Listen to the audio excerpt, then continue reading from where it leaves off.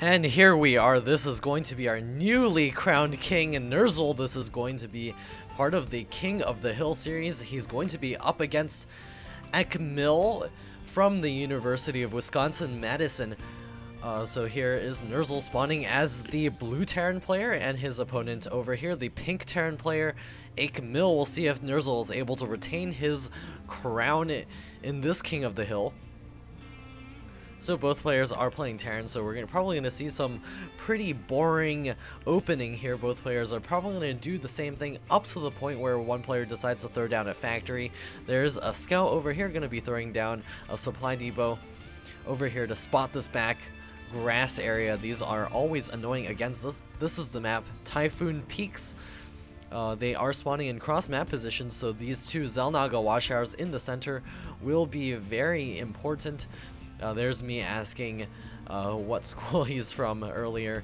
I was unable to cast this, or well, I was casting live, but the recording failed again, so I had to cast this one more time. But of course, I've long forgotten what exactly happened in this game. So we'll see what's up. These games were played on patch 1.3, so we do see the fancy little observer tabs available, which means we can take a look at APM, income. Yeah, but these aren't very good representations, so we'll just go ahead and take a look at the production tab. Both players are still making their barracks. We'll see what they decide to do afterwards, whether it's going to be a factory or if it's going to be a barracks play from either player. Here's the barracks finishing up and the orbital commands getting started. Ekmil's going to be scouting in this direction, and Nerzel is going to be scouting in the southward direction. First Marines are also on the way. A supply depot has been started by Nerzel, so he's a little bit ahead in terms of that one. Both players are mining the gas right now. We'll see what they decide to do with that. There's a tech lab coming up for Ekmil. That's a little deviation there. This barracks over here is opting to continue to make Marines. Going to move the Marine to the bottom of the ramp to deny any scouting. There comes Ekmil's SCV. The Marine is going to let it slip by. So Nerzel not quite paying attention here to the factory is coming up. The SCV making it by both of those Marines. The sentries were not working today. There's the Marine over here for Ekmil. We'll see if he's able to pick off that SCV. Nerzel looks like he's going to back out of there. That Marine was looking to be able to pick that off. Here's a command center getting started by Ekmil, so he's going to be going for some sort of economic edge early in this game. Nerzel moving his Marine back. Maybe going to do some spotting back here. There's the second refinery coming up. We'll be able to get several tanks out onto the field. Ekmil opting to do this is going to have to catch up in terms of tech. There's a factory coming up for Ekmil as well.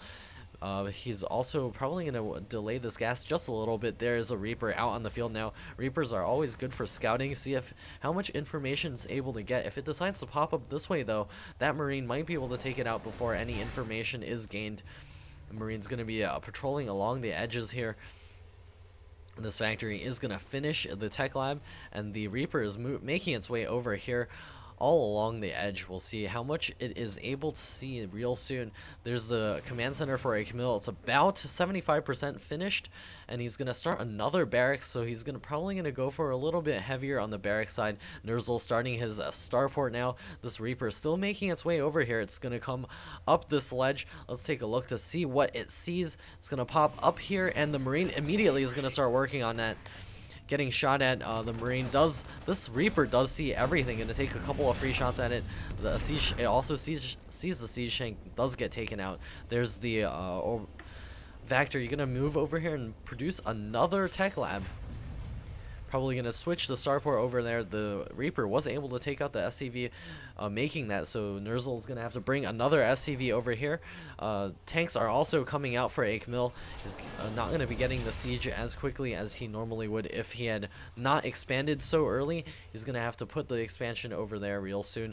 Nerzel coming over here and checking to see if there's an expansion. He sees none and is going to start his own as well. It's about halfway complete. More tanks are on the way. Not quite starting siege mode yet.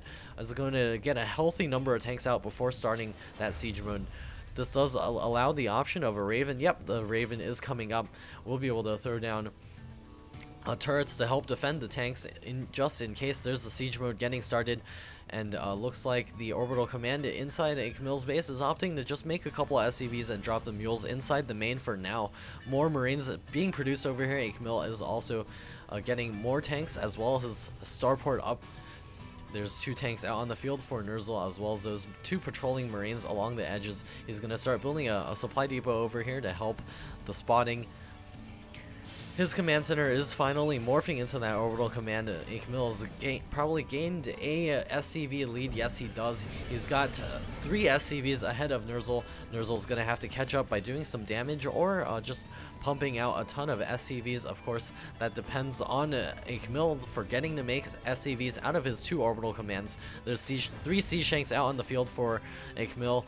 Nerzel has 2 Sea Shanks and 1 Raven. Looks like nope, he's not going to move out just yet. He's probably going to wait for the orbital to float out.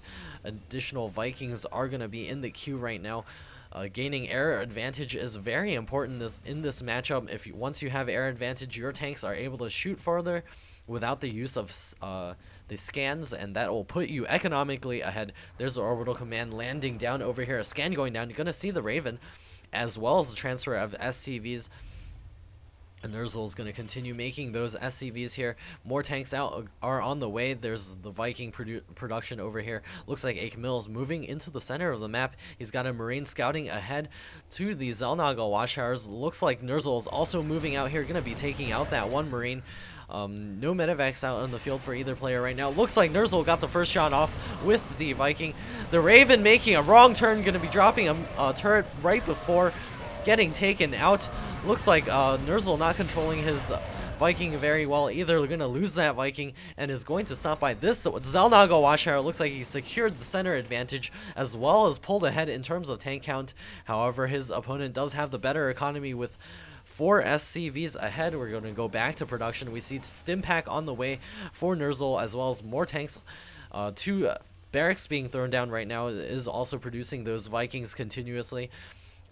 There's another Viking out in the field. Looks like Camille is going to continue getting those Sea Shanks as well as those Vikings. He does have the reactor starport, so he will be producing those Vikings just a tad faster. There's the reactor coming up for Nerzel. The 2 barracks are about halfway complete. Also getting an engineering bay. Going to be starting infantry weapons level 1. There's the 3 Sea Shanks sieged up at the Zelnaga Watchtower. The Zelnaga Watchtower does allow the tanks to shoot their full range and even see a little bit beyond that, so that he can get some nice reaction time off of that. Nerzel securing both Zelnaga Watchtowers. This tank could actually be a little bit further forward, but we'll see how that comes into play here. More Sea Shanks being spawned here as well. There's the 2 double Viking production finally for Nerzel. It does look like Camille is going to probably have a Viking advantage in the long run. He did have the reactor starport ahead of Nerzel. There's another expansion coming up for Camille. He's definitely going to expand a lot against his opponent. TVT is a very passive, sort of chess-like game here. We're going to see who is able to position their units in the best manner, who's going to be able to get the best unit composition. Camille sieging up over here using the medevacs and the lone Viking here to be able to do some nice spotting. There's another Viking spotting out ahead. The command center over here is about halfway complete. More medevacs now on the way. Another factory is coming out onto the field. Is going to get continued tank production. We'll see how many tanks he's able to push out. Looks like Nerzel is also opting to pick up his command center over here. We'll see if he decides to make that an orbital or if he decides to make that a planetary. Of course, in this matchup, it could benefit just to make an orbital command, just because the Sea Shanks do outrange the planetary fortress, so it's not too useful sometimes, but it does allow you to secure positions against infantry balls. Looks like Nerzel is not opting to move too many forces forward. Looks like a couple of Marines are advancing forward. They may be able to drop on top of those tanks and take them out. A scan is also going down, seeing not much over there. Camille is going to drop over here on these tanks. Nerzel is going to have to back up. He's going to try to get over to that other tank. Will he lose a tank? Looks like no, he does not lose a tank. Nerzel's tanks are severely weakened though. He's going to have to pull more forces forward in order to deal with this. More Sea Shanks moving forward. Looks like we're going to have some Cold War standoff over here. Nerzel does have the Sea Shank advantage. However, his tanks are damaged in comparison to Camille's tanks. Akemil has a couple of Vikings in the air. Nerzel also bringing his Vikings forward. He's got a couple more units back here. Another factory finally coming up for Nerzel. Looks like Akemil's tank production has been slightly stronger here. A couple of more tanks spawning here, as well as the Medivacs pulling all the way back. A scan going down from Nerzel is going to see this orbital command over here. And looks like he's opted to get a planetary fortress. This is going to make his economy slightly weaker than his opponents. Akemil does have an idle SCV over here. He's going to start positioning his tanks in the middle. Looks like he's going to advance forward. A couple of siege tanks here are on siege from Nerzel. Finally, he's getting sieged up, but his tank force has been taken out here. There's more tanks back here for Akemil. Looks like Nerzel is going to be forced to abandon this position over here. A couple of SCVs advancing forward as well. Gonna lose this tank if he is not careful. Looks like this tank is going down. There's one last tank over here gonna be able to take out these two Marines. No, not able to take out the two Marines. Is going to fall, and Nerzel now looks like he's in a lot of trouble. He doesn't actually have that many tanks out on the field. Just one tank over here, one SCV, and a couple of Medivacs. That's not gonna do him very well, especially against the unit count over here of 6 siege tanks, 2 Vikings, and a couple of Marines and a couple of Marauders on the field. Nerzel is going to get scanned over here. He's going to continue to try to pump out those tanks. More tanks are coming out onto the field. A couple of more barracks being thrown down right now. We'll see if he is able to defend against this siege. Is being sieged up. A scan is going down for Nerzel to be able to spot. However, Akemil just has too many tanks. He's going to advance forward with his 2 Vikings. Is going to take out those Medivacs. The siege tank's going to go to work on those Marines. Going to take out a couple of those Marines. Nerzel is in a really tight spot right now. He needs to catch those siege tanks when they are not sieged up, and he might be able to take them out. There's a couple of Marines and Marauders getting loaded up and backed over here. Another scan going down. The siege tanks are going to start blasting away at each other, setting up the siege line. Nerzel does have a tank over here unsieged.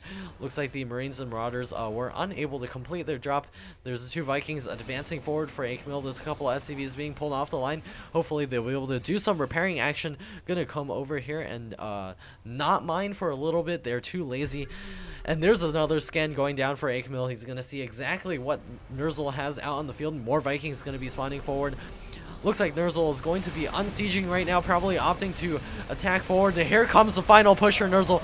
Siege tanks blasting away a bunch of SCVs. Nerzel finally sieging up right now with 3 of his siege tanks going to be advancing forward. But it looks like Akemil's tank line does hold. Nerzel is going to be forced to call GG real soon. Doesn't have enough tanks to hold the line. A couple more siege tanks coming out right now, but Akemil still has a healthy flow of units, just reinforcing more Marines and more siege tanks out on the field. Nerzel is pulling his Medivacs to this location, trying to get out more Marines and Marauders. A couple more SCVs over here, not quite mining. Another scanning going down. This matchup is very important, knowing exactly the positioning. Oh, the Marines getting blasted. What a painful way to die. Look at the siege tanks encroaching on this position. SCVs getting pulled off the line. The Vikings are starting to work on those Medivacs in there. However, not quite able to deal with that. Siege blasts are taking down a couple of Marines over here. More siege tanks are being spawned on the high ground. Can Nerzel hold this expansion? More siege tanks are raining down the fire on this orbital command. We'll be able to take that out shortly. Even if Nerzel holds this off, Akemil is taking a 4th base over here, is going to be operational real soon. He's just streaming forward with tons of units. It doesn't look like there's much that he can do over here. We're going to open the units tab once again. It's 10 siege tanks to 7 siege tanks, 20 Marines for Nerzel, but there's 17 for Akemil. Looks like he's going to be advancing forward right now. The Marines stimming up and moving forward. The larger Marine ball moves forward and takes out Nerzel's Marine ball, and the siege tanks here are left high and dry. There's not much left for Nerzel. Gonna try to do some repair over here. Looks like Akemil's SCVs are actually the ones doing the damage, not actually trying to repair his opponent's units. Looks like Nerzel's positions over here have been destroyed. He doesn't really have much else over here. SCV's getting pulled off the line. This is the last ditch effort. Gonna be coming over here, but it's not much left. GG calls Nerzel, and this game goes to Akemil. He's been crowned the new king of the hill.